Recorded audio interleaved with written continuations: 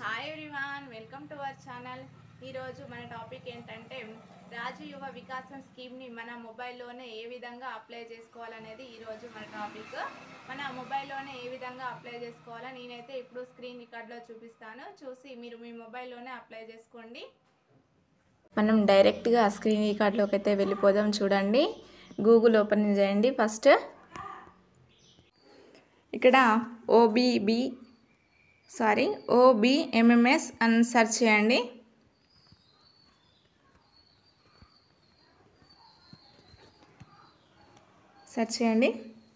ఇలా మనకు సైట్ అనేది ఓపెన్ అవుతుంది. OBMMS Telangana centre of good grievances అని కనబడుతుందిగా, ఇక్కడ క్లిక్ చేయండి. చేసిన వెంటనే మనకు ఫర్ రాజు యువ వికాసం స్కీమ్ రిజిస్ట్రేషన్ క్లిక్ హియర్ అని కనబడుతుందిగా, దాని మీద క్లిక్ చేయండి. చేసిన వెంటనే మనకు మరో సైట్ అనేది కనబడుతుంది. ఇక్కడ SC ST MFC ఇట్లా కార్పొరేషన్స్ అయితే కనబడుతున్నాయి కదా.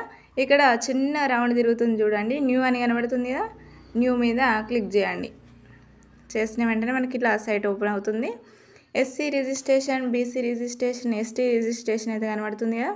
ఇక్కడ మీరు ఏ కార్పొరేషన్కి సంబంధించిన వాళ్ళైతే ఆ కార్పొరేషన్ మీద నేనైతే BC రిజిస్ట్రేషన్ కాబట్టి BC రిజిస్ట్రేషన్ చేసుకుంటున్నాను. చూడండి, ఇక్కడ చేయగానే మనకు సైట్ అనేది ఇలా ఓపెన్ అవుతుంది. ఇక్కడ నేమ్ యాజ్ పర్ ఆధార్, మనం ఎవరి పేరు మీదనైతే ఈ రాజు యువ వికాసం స్కీమ్ని అప్లై చేసుకుంటున్నామో వారి నేమ్ అయితే ఇక్కడ ఇచ్చుకోవాలి. ఇక్కడ నేమ్స్ కానీ ఆధార్ కార్డ్ నెంబర్ కానీ చూపించకూడదు కాబట్టి బ్లర్ చేశాను.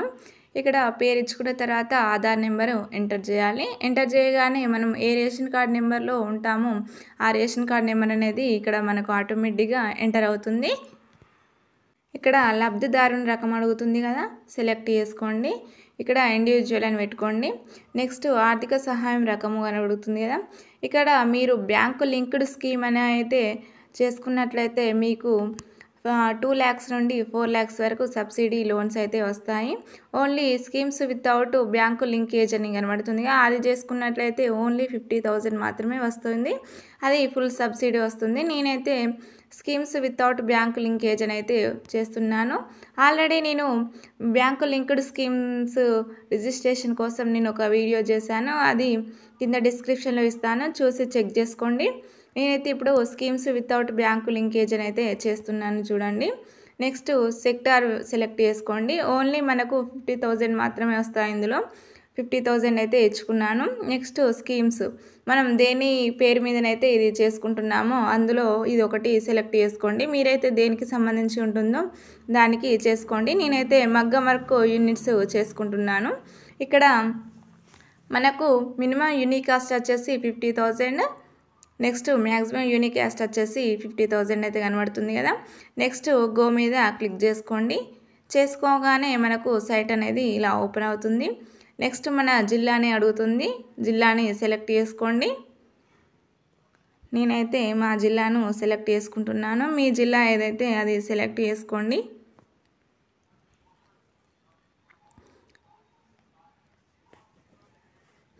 నెక్స్ట్ మండలి సెలెక్ట్ చేసుకోండి.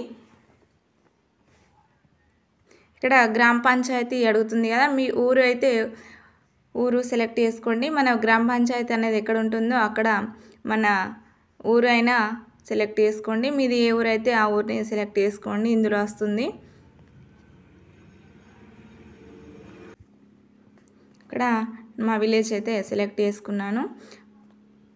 చూడండి, నెక్స్ట్ నివాసం అడుగుతుంది కదా. నివాసం ఆల్రెడీ మనం గ్రామ పంచాయతీ సెలెక్ట్ చేసుకున్నాము, ఇక్కడ విలేజ్ సెలెక్ట్ చేసుకున్నాం కాబట్టి నెక్స్ట్ నివాసం అంటే కూడా మనం అక్కడే ఉంటాము కాబట్టి అదే చూపెడుతుంది.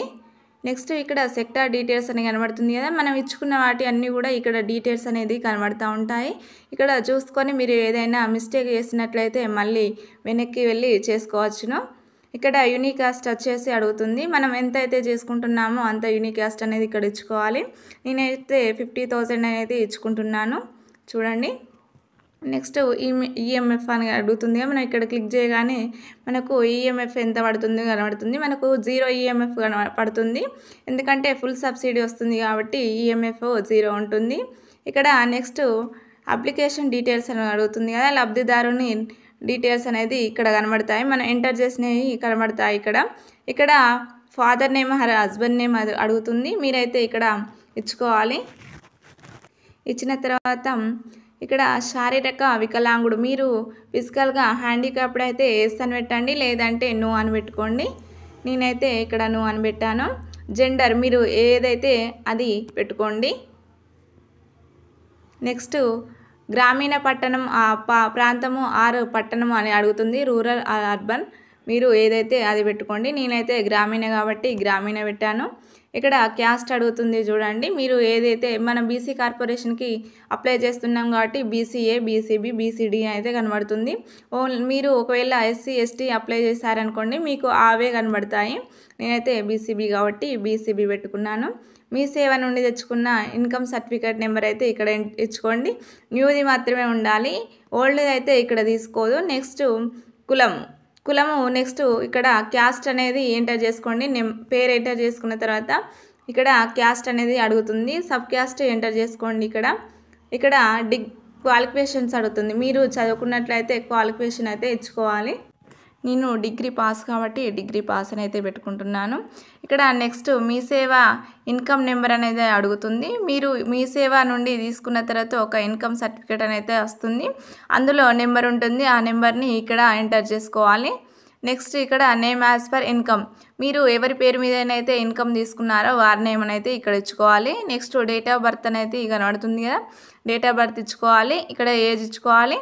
యాన్యువల్ ఇన్కమ్, మీరు ఇన్కమ్ సర్టిఫికేట్లో ఎంత అయితే ఇన్కమ్ ఉంటుందో అక్కడ అదే ఎంటర్ చేయాలి, వేరేది ఎంటర్ చేయకూడదు. నెక్స్ట్ ఇక్కడ మొబైల్ నెంబర్ కనబడుతుంది కదా, మొబైల్ నెంబర్ అనేది ఇచ్చుకోవాలి. ఆల్టర్నేటివ్ మొబైల్ నెంబర్, ఇక్కడ మీకు ఒకవేళ వేరే నెంబర్స్ కానీ ఇంకా ఎక్కువ నెంబర్లు ఉన్నాయి కానీ ఇక్కడ ఎక్స్ట్రా నెంబర్ అయితే ఇచ్చుకోవచ్చు. ఇక్కడ ఆక్యుపేషన్ అని అడుగుతుంది కదా, ఇక్కడ మీరు చేసే వృత్తిని అనేది ఇక్కడ ఇచ్చుకోవాలి. ఇక్కడ మనకైతే కనబడుతూ ఉంటాయి కదా, ఇందులో ఒకదాన్ని మీరు ఇచ్చుకోవాలి. మీరు ఏం చేస్తున్నారో చూసుకొని ఇచ్చుకోండి. నేనైతే అగ్రికల్చర్ లేబర్ అయితే ఇచ్చుకుంటున్నాను. నెక్స్ట్ ఈ ఆప్షన్ మీద క్లిక్ చేసుకోండి. ఇందులో మీరు చేసే పనులు మాత్రం కనబడతాయి. ఒకవేళ ఇందులో మీరు చేసే వర్క్స్ మాత్రం లేనట్టయితే ఆధార్ ఇచ్చుకోండి. నేనైతే ఆధార్ ఇచ్చుకున్నాను. నెక్స్ట్ అడ్రస్ డీటెయిల్స్ అడుగుతుంది, ఇక్కడ డోర్ నెంబర్ అడ్రస్ మొత్తం క్లియర్గా ఫిల్ చేయాలి.